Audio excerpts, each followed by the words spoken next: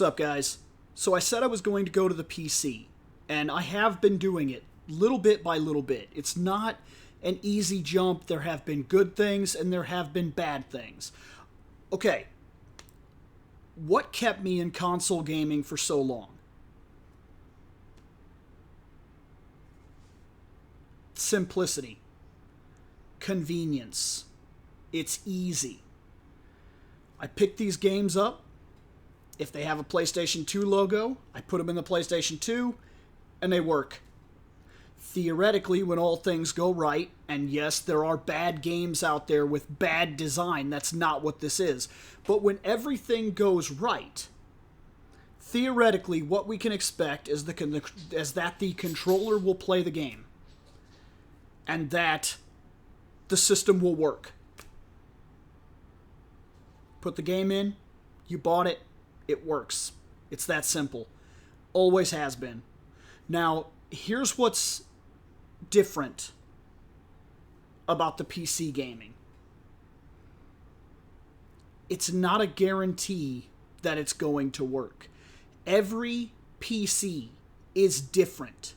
Every single one from day one is different. That's another reason I've kept this PC. Because this PC, somehow, and this isn't by much, in fact, this PC and my new PC claim to have the same camera, and they work on the same program. And even though the quality on this camera is not great, the quality on my new PC, my good PC,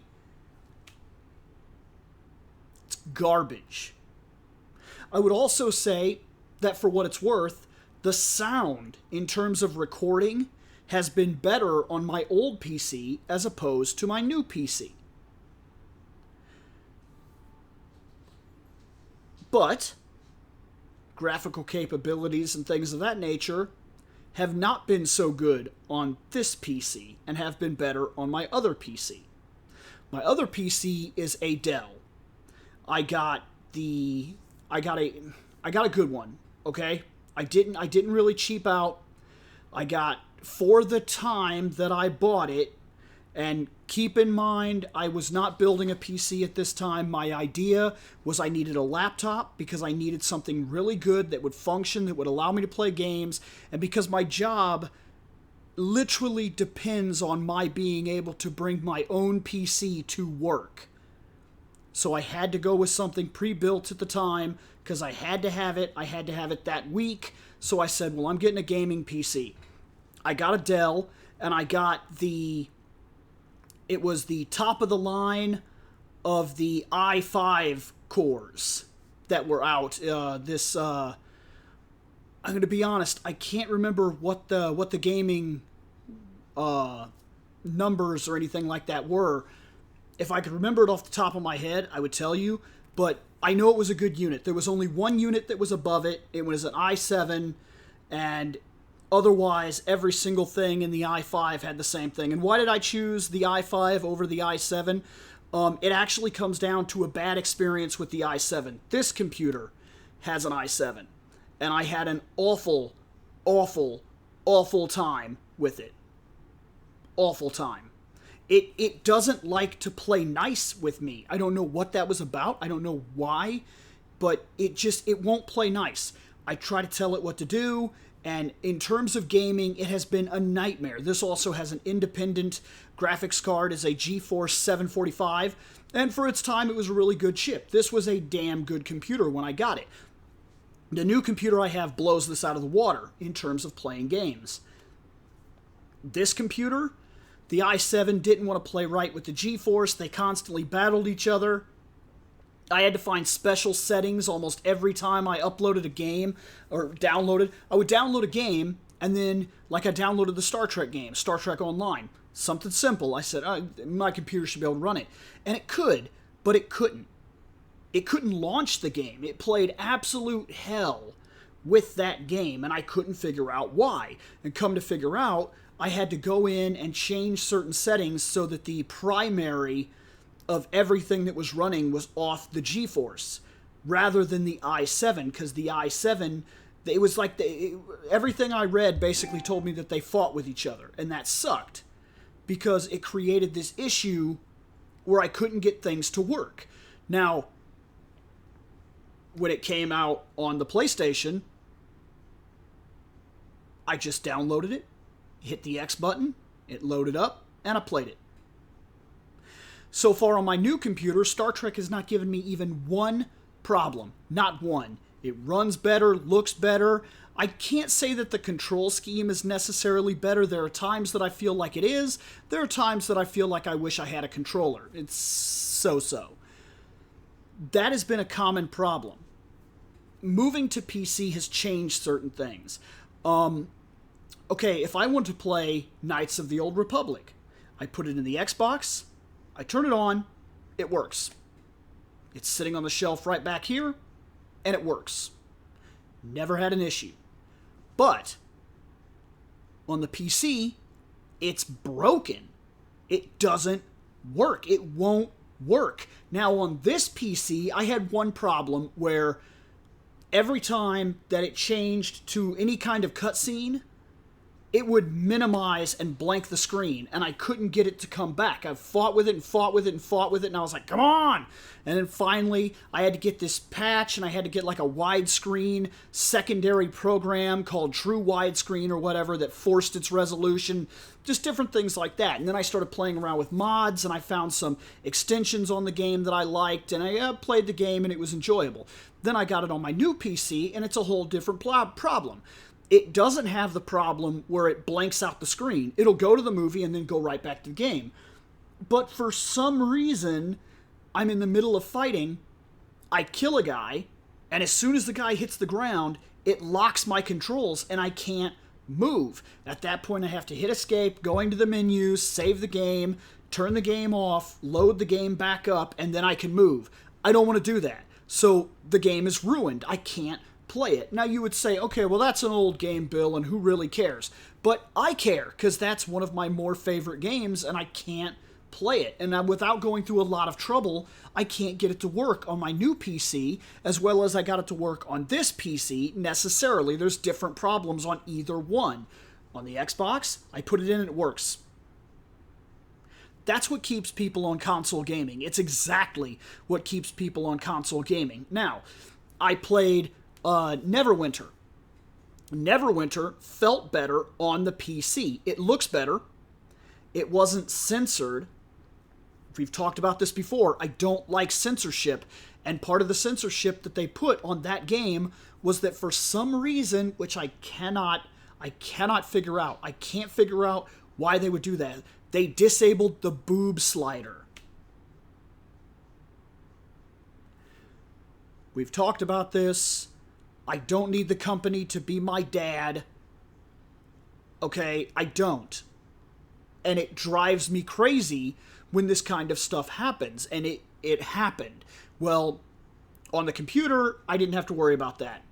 I was able to make characters, and they could be as petite or as big as I wanted them to be. And I'm not a 14-year-old child. I'm not automatically taking the bar and sliding the boobs all the way up and being like, oh my god, she's cool. For some characters that works. For some characters like a hardbound warrior, if I'm going for a Red Sonja, over-the-top busty girl or something, that's one thing. If I'm going for a more realistic toned person, that's another thing. And I build my characters and kind of put a storyline in my head, and I kind of build around the story that I see. I'm like, I kind of want to play a warrior, got this kind of thing, use these kind of skills, has this kind of past, and then I build that idea around it until it looks right, and then I'm like, that's the person, that's the guy, or that's the girl, or that's the demon-esque character, and I'm like, that's perfect. And once I have it, that helps me kind of put myself in the world and play the game. I enjoy that. It's part of what I like about playing games, is losing myself in the creativity. But when you censor your game and you take the creativity away from me,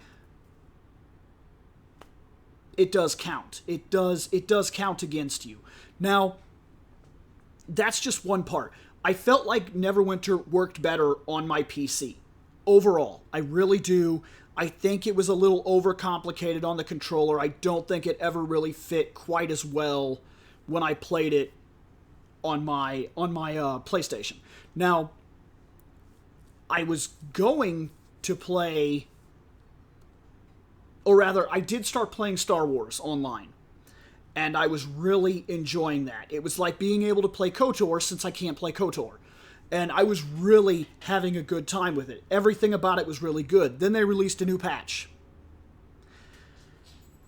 And my launcher tries to download the patch and fails. So I turned it off and I tried it again, and it failed.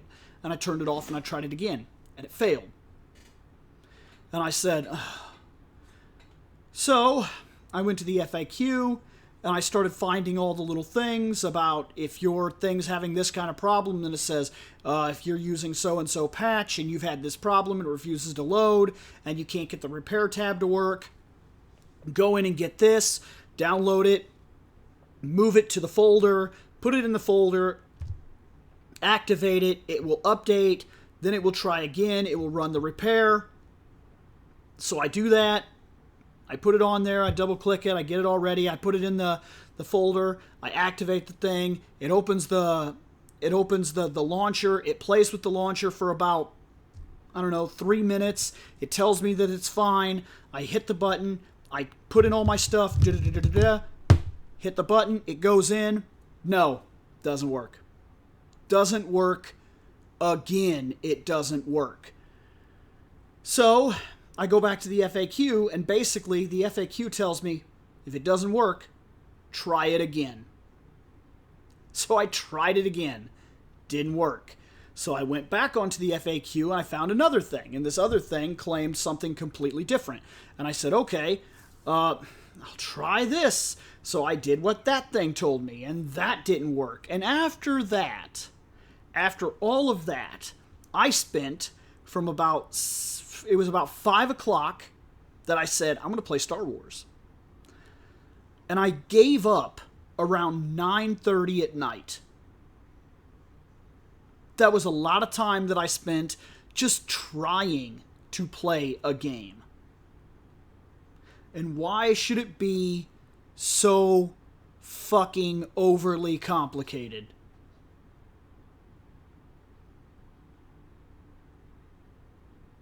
This is what keeps people on consoles. Now, I'm not bitching and I'm not leaving PC. I'm just trying to be real.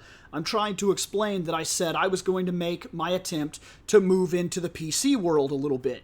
And I have. I have made a legitimate attempt. I'm starting to play a lot of games on my PC. I'm starting to utilize Steam and different things like that.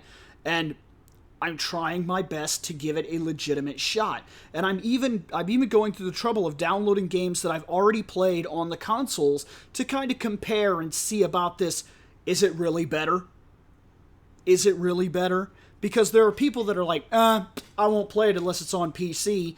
And then I play it on my console, and legitimately half the time it seems like it's very hit and miss. Either it's better on the console or better on the PC. And sometimes people are like, well, the graphics look better on the PC. Well, I don't give a fuck, because this game legitimately seems to work better on a control scheme for a controller. And you could say, well, then just use your controller. And I can. But then what is the point? Slightly better graphics? Really? Because even then I could argue that that's not true, because I have a 4K TV. And then you could say, let's hook your computer up to your 4K TV. Well, if I'm going to do that, why don't I just hook the console up to the 4K TV, because it's already there, and play the game? Now, do you see the arguments that I hear almost never reign true? There's always something in the backdrop of PCs are better, PCs are better. I agree that PCs overall have been better and are better. I see where they are better, but I'm having my difficulties here and there. There are problems moving to the PC. One of the problems is the control features. I played Star Trek Online for a very long time on a controller. Then I moved to PC and I started playing it. And now I'm on a keyboard and a mouse. This has been both good and bad because sometimes it feels like it works better and sometimes I feel like I'm struggling to get it to do what I want it to do, when for the last 2 years it's been a very simple process of tap the controller, do this, do that, and then I could hook up my controller, like people say, to my PC, which is fine, but then I lose something when I do that too, because then it doesn't feel right, because I can't have all the different hotbars that have all my different moves and abilities, so that also feels like it slows me down. So all I'm trying to say is that moving to PC, if you're in the aspect that I am, where you feel like the consoles have gone as far as they're going to go, and they're irritating me. I don't know about you guys.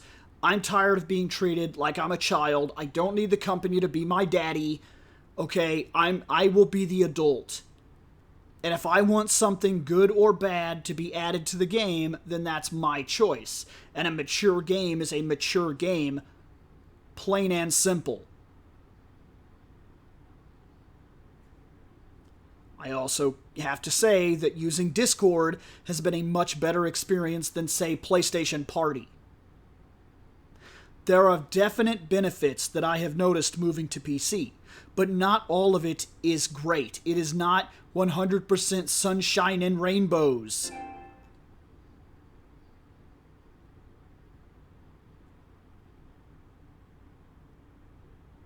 That was my other PC. I don't know what badooed. Something badooed. So, since I've got to go check the badoo, that's going to be the end of this video. All I wanted to do here was come in, talk a little bit about PC, my experience, my latest experience with sitting around waiting for this launcher to work, and I've had problems with launchers before. This is one of the primary problems that I have experienced with gaming on PC seems to be the launcher, and I don't know why. They're like, when they release a patch on a console, I just download the patch and then the game works. It says, hey, you got patch 5.6.9 or whatever. And I'm like, okay. So I click it, and then I play the game, and that's it. And then they say, hey, over here on your PC, they're like, you got 5.6.9. And I'm like, okay. So I download it, and it's like, oh, there's an error with this patch. I can't tell you how often it happens, how irritating it is, and how long it can take to figure out the one fucking problem that's standing in your way.